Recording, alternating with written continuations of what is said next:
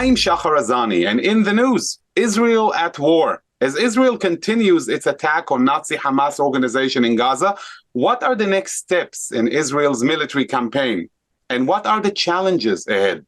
Joining us now all the way from Israel is Naftali Granot. Granot is a fellow researcher at the International Institute for Counter-Terrorism, ICT, at Reichman University in Israel. He was a senior Mossad operative who served as deputy director of the Mossad. In the IDF, he served in the Gaza Strip, fighting Palestinian terrorists. Among his many important roles, Granot served as a major in the counter-terrorism branch of the Military Intelligence Directorate. He was involved and led many groundbreaking operations and received the highest security decoration from the President of the State of Israel. Naftali, thank you so much for joining us on JBS today. Thank you for having me. So, first of all, let me ask you the immediate question, but so untrivial. How are you? How are things in Israel? Well, things are quite hectic here in Israel. As a matter of fact, we're all preoccupied with this security situation of ours, and it involves almost everyone in Israel, and we are very preoccupied with it. So we turn to you to understand a little more about what's happening on the ground. Israel's campaign, the military effort against Hamas. How do you see the goal, the end goal of this war that Israel is waging? Actually, for now, there are two goals which are almost on the same level for the campaign in Gaza. The first goal, and many Israelis view it as the most important goal, is to free the hostages. Not only the foreign ones, not only children and women, but also the Israeli soldiers who are being held by Hamas. We have an unprecedented number of hostages right now, almost 230 kidnapped by Hamas, and still we have some people whose whereabouts is not known. So the first and foremost important thing for us now is to free the hostages. The second goal, which is equivalent in importance, is to eradicate Hamas and destroy its infrastructure in Gaza, kill its main leadership, and create a situation whereby such a terror organization does not live or exist nearby our borders, because otherwise the settlements near Gaza Street won't be able to be rebuilt. People will just not be prepared to return if we do not remove these threats. So these are the two main objectives right now. Do you view those two objectives as contradictory? I mean, if Hamas has a power, I'm just thinking past if we exchanged Gilad Shalit in exchange for 1,000 of their prisoners. And now, as you said, it's an unprecedented number, including women, babies, children, in addition to Israeli men and soldiers. How do you see this moving forward? Like Hamas has so many.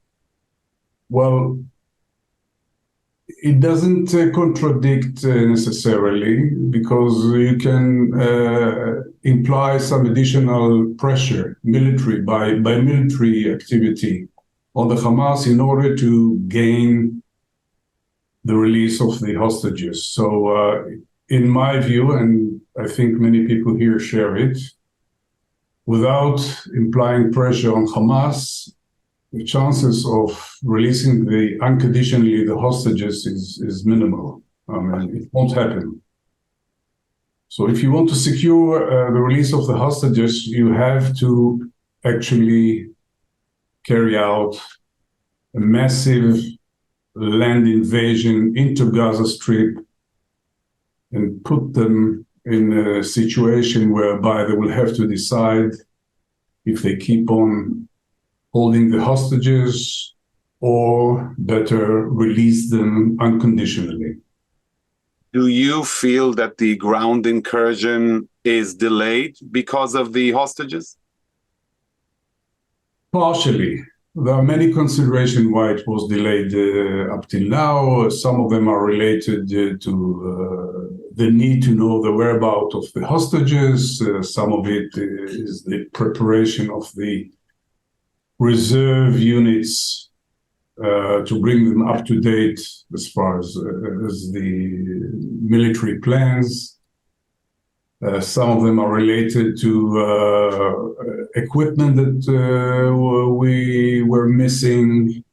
And some of them is related also to the attempts, mainly by the Americans, to secure the release of the hostages, which didn't materialize so far.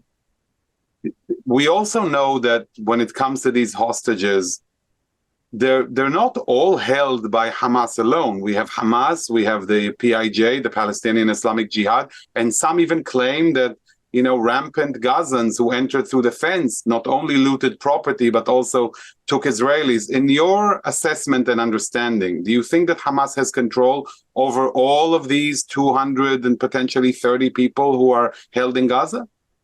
No, I'm not sure. It's definitely a very complicated situation, an unprecedented one. And we are not sure that Hamas controls the situation entirely. I think some of the hostages, or we know that some of the hostages are being held by the Jihad organization, but it is as Hamas is the organization that is in charge of what's happening in Gaza. As a ruler of Gaza, we lay the responsibility on its shoulders. So for us, there is one address, which is Hamas. A question that came up in so many people's minds when they saw the situation and the horrible massacre that was perpetrated a few weeks ago. What do you think was Hamas's goal in perpetrating this terrible atrocity? I mean, did they not anticipate Israel would retaliate as harshly as Israel does? Or what were they hoping to achieve, Naftali? Well, they said it publicly. They were hoping to achieve the release of all prisoners in Israeli jails. I mean, terrorists who are jailed here in Israel.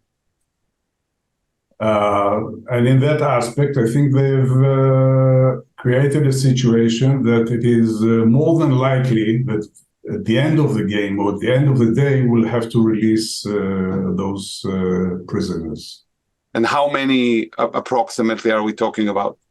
We're looking at thousands. We're talking about 6,000 prisoners in total that Hamas actually is asking us to release them in return of freeing the hostages. So 6,000 hostages, 6,000 prisoners in exchange for potentially all of the Israeli hostages in Gaza, in addition to the bodies of the soldiers that keeping and Avera Mengistu and Hisham Abdesed. Yes. But, we're not yet there. But that's exactly what they were aiming at. And on top of that, they were hoping, and they did a good job on that aspect, to create fear in the minds of many Israelis through the barbaric acts which they committed in the various kibbutzim along the border. So it was both the release of the hostages, of their prisoners, and actually changing the balance of power at the border and frightening Israeli civilians.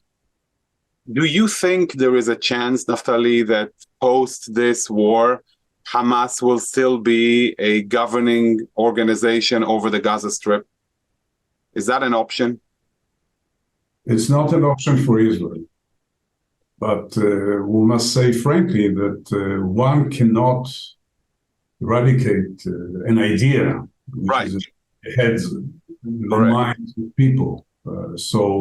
This way or another, the ideas of Hamas will prevail, will still be in the minds of people who live in Gaza at the end of the war. But we're looking to implement a different regime there that will maintain quiet and peace along the border with Israel. Right. So far, in the past few weeks of fighting, Hamas has continued to shell rockets in Israel's direction throughout the country. How long do you think they'll be able to sustain doing so? Have they really been impacted by the IDF's operation so far? We've seen the carnage on top of the buildings being toppled, but how do you assess the damage to Hamas's real infrastructure at the moment? First of all, we need to say that the threat of the missiles is minor, in my view. I mean, Israel has managed to build a very good air defense system which can handle most of the rockets and intercept them. So the number of casualties inside Israel as a result of those missiles or rockets that are being fired at us is really minimal and is not a major consideration for us. Hamas has built its rocket arsenal for a long war, which means that they still have the capacity to continue firing at Israel until we actually control the land itself, boots on the ground. That will bring an end to firing rockets against Israel. And this is one of the reasons why we have to actually seize control on all those areas which are used for launching rockets against Israel. Right. You know, we know that Hamas is a proxy for Iran. We know Hezbollah does Iran's bidding. Do you expect Iran, I mean, if Israel's end goal is to eradicate Hamas, and it is, do you expect Iran to keep quiet while it stands to lose such an important pawn in the area? Yeah. You must first realize that in Israel, in the army, and in several political echelons, people are pushing also to launch an attack against Hezbollah.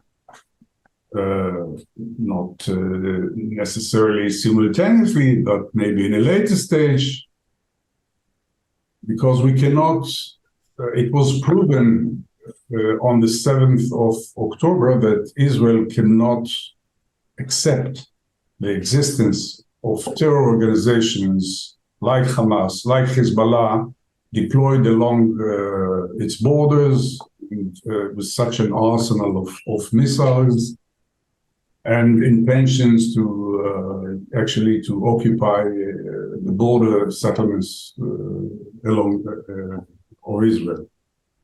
So Hezbollah and Iran understand pretty well, in my view, that they have to actually behave accordingly, which means not to flare up the situation further more than it is already now along the border. They will have to be restrained, and I think this will be the order of Iran to Hezbollah, not to provoke Israel further, not to escalate the situation, because it's not in the interest of Iran that Israel will launch a full-scale attack on Hezbollah for various reasons. First of all, like what? I'll just name you a few. First of all, this arsenal that Iran of missiles, long-range missiles, accurate missiles, right, more than 150,000, was sent at an enormous cost for the Iranians to Hezbollah in order to deter Israel from attacking Iran itself. If Israel destroys Hezbollah, then Iran is exposed to attacks from Israel, either against the nuclear sites or against the regime itself. So one should consider Hezbollah as a insurance policy of the Iranian regime against an option or possibility that Israel will attack Iran itself, and they will not actually encourage Hezbollah to attack Israel with the long-range missiles, which will result in the occupation of South Lebanon and the destruction of both Hezbollah and Lebanon as a country. A second consideration is related to the Shiite community, which is deployed or lives along the border with Israel, or mainly in South Lebanon. They have seen what's happening now in Gaza. They don't want 500,000 or more people as refugees in Beirut. I can go further and mention also the dire economic situation in Lebanon. The opposition from both the Sunnites, the Christians, and the Druze, that Hezbollah will take them to this advantage of a full-blown war with Israel, because Lebanon will be destroyed, and so on and so forth. So there are so many reasons why Iran should take into consideration the option of surprise attack by Israel against Hezbollah, and that's why they have to actually lower their profile and refrain from provocation that will draw Israel into such a war. Right, and even potentially sacrificing one pawn after that humongous success that they had in beheading of babies and the slaughter and massacre in exchange for keeping another. Of course, Hezbollah is the jewel in their crown. I mean, if you remove Hezbollah, the whole axe of evil collapse. Right, right. We use the term delayed ground incursion, but I want to ask you, as somebody whose life has been dedicated for Israel's safety and security, who knows a lot in this field, is that term even appropriate? I mean, shouldn't Israel, there isn't a deadline, or is there, for Israel's ability to enter Gaza and do what needs to be done? Potentially, could we take our time? Yeah, nobody is pushing us at this stage to halt our attacks on Gaza. I mean, the Western world is united behind Israel. As long as we actually exhaust or bomb Hamas targets, we weaken their potential resistance to such an incursion. We have more time to know where the kidnapped hostages are. We can train our soldiers better to prepare them better for a complicated war. So for all these good reasons, nobody is rushing. We take our time. We'll do it when all the circumstances will fit. And it will be done. Have no doubt about it.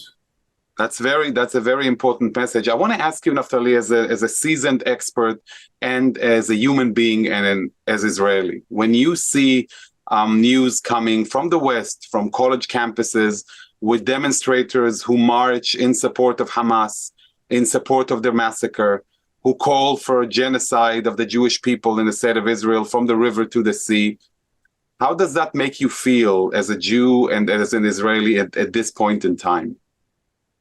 First of all, it doesn't take me by surprise because we've seen it in previous conflicts. We know that the West or some people in the progressive echelons would love to see Israel beaten and weakened.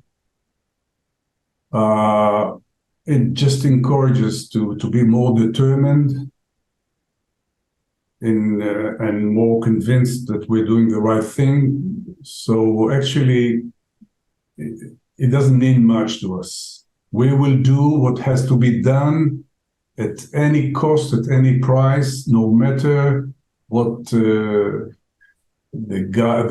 union in Harvard University says or any other university in the States. We are determined to secure our future here in the region and not let these kind of things, anti-Semitic actions, affect our cause. You know, you mentioned the resilience and determination. I want to ask you on a personal but professional note, from your viewpoint, when you look around you, I know, that we are sad, we grieve. I mean, the terrible atrocities, they keep us up at night. But how do you describe the spirit of the people of Israel right now from what you see across Israeli society? Can you give us that sense, since we're so far away but super close at heart?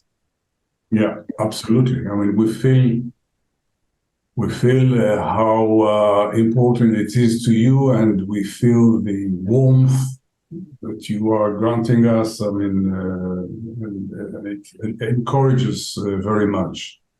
I think you could describe the mood in Israel as mainly determination. We understand that they caught us by surprise. We understand the impact of what happened, the gravity of the situation that was created. We were pushed to our limits, and we are determined to fight for our life here in the region. So, yes, there are some people who fear an all-out conflict, that Hezbollah will be drawn to the war, that will suffer the additional damage and so on, but these are minor considerations. The bottom line is that the Israeli public is behind the government and determined to turn the tables on their heads, to win this war, to eradicate Hamas, and when times come and the conditions are suited, to eradicate Hezbollah as well. From here, we wish you, Naftali, and your family and everyone in Israel all the very best. Stay strong. Just know that you have our unwavering support, and so many people here, Jews and non-Jews alike, stand by Israel at this time in full recognition and sorrow of these atrocities. And as you say, we're just wishing that what you said will indeed happen, and the eradication of Hamas as a viable entity on Israel's southern border shall be no more, because that's the very minimum that Israelis deserve. Have no doubt it will happen.